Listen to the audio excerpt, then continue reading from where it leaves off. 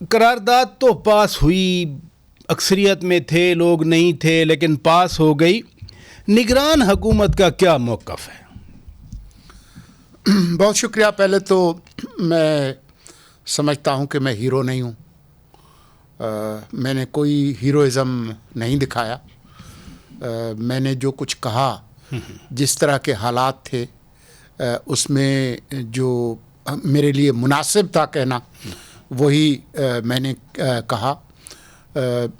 آپ نے وہاں فلور آف دا ہاؤس دیکھا ہوگا اگر کارروائی، تو میں نے 2-3 دفعہ چیئرمین صاحب سے گزارش کی کہ مجھے بولنے دیا جائے، لیکن انہوں نے مجھے بولنے نہیں دیا.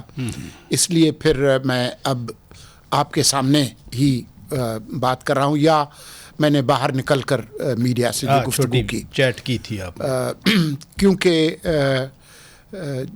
میرے پاس کوئی اختیار نہیں تھا وفاقی کابینہ کی طرف سے دیا گیا کہ میں اس طرح کے کسی قرارداد کی حمایت کروں.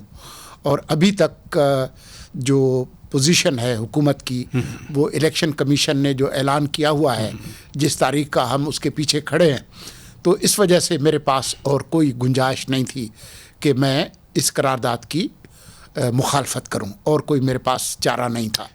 نگران حکومت کا موقف یہی ہے کہ الیکشن 8 فروری کو ہوں گے، اور اس قرارداد کی مخالفت نگران حکومت کی آپ نے صحیح ترجمانی کی.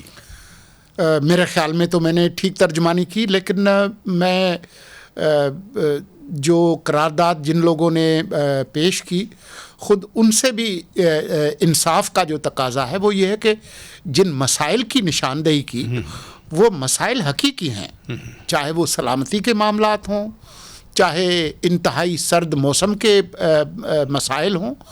ایسا نہیں ہے کہ یہ مسائل نہیں ہیں. ٹھیک ہے، جیسا آپ نے اسی وقت بیان بھی کیا، جی، مسائل ادھر پارلیمنٹ ہاؤس میں میڈیا سے ٹاک، مسائل یہ حقیقی ہیں، لیکن ہمارا اختیار نہیں ہے.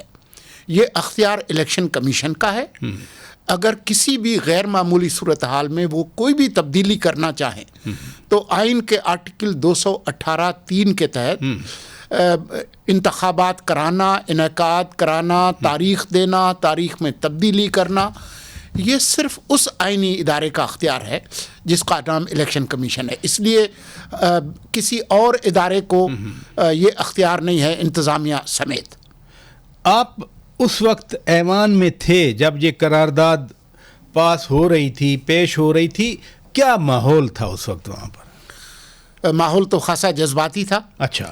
کیونکہ خاص طور پر خیبر پختونخوا اور بلوچستان کے جو سینیٹرز ہیں، جو واقعی ان دونوں مسائل کا شکار ہیں، چاہے وہ دہشت گردی ہے، چاہے سیکیورٹی کے سنگین معاملات ہیں، لیڈرز کے نام لیے گئے ہیں جن کو الرٹ جاری ہوا ہے. صرف یہی نہیں کہ ان کو انتباہ کیا گیا ہے، بلکہ وہ ان مسائل سے گزرے ہیں. ابھی آپ کے علم میں ہے کہ حافظ حمداللہ صاحب جو ہے وہ بلوچستان میں ان پہ حملہ ہوا، مولانا کے قافلے پہ ہوا، سراج الحق صاحب پہ اس پہ پہلے ہو چکا ہے.